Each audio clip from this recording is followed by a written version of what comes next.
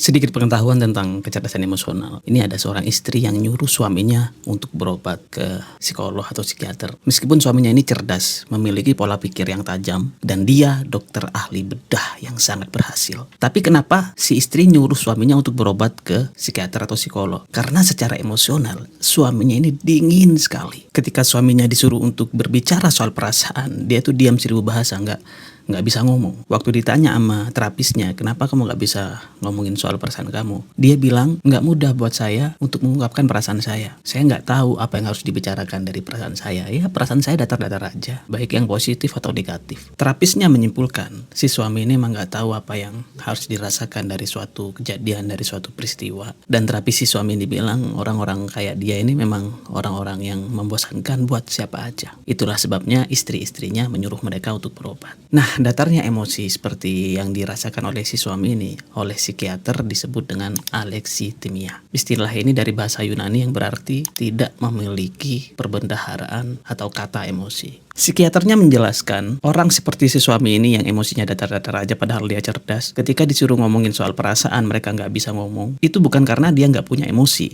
tapi karena dia nggak punya kemampuan untuk mengungkapkan apa yang dia rasakan. Ciri-ciri klinisnya penderita alexitimia itu dia nggak bisa melukiskan perasaan-perasaan, baik perasaannya dia atau perasaan orang lain, dan mereka mengalami kesulitan untuk membedakan antara emosi dan rangsangan tubuh. Misal, ketika mereka merasakan mual, jantung berdebar-debar, atau tubuhnya keringetan dan ngerasa pusing-pusing, orang yang menderita alexitimia ini nggak tahu kalau itu namanya cemas. Jadi penderita alexitimia ini bukan mereka nggak pernah merasakan suatu emosi, tapi mereka nggak tahu. Karena nggak tahu, mereka nggak bisa bilang atau melukiskan dengan kata-kata yang tepat apa yang mereka rasakan. Kalau dalam konsep kecerdasan emosional Daniel Goleman, orang yang menderita alexitimia ini, mereka sama sekali nggak menguasai keterampilan dasar kecerdasan emosional, yaitu kesadaran diri, ngerti apa yang dia rasakan. Nah, sedikit pengetahuan yang aku bilang itu soal alexitimia itu ada di buku kecerdasan emosional. Jadi kalau ada orang-orang yang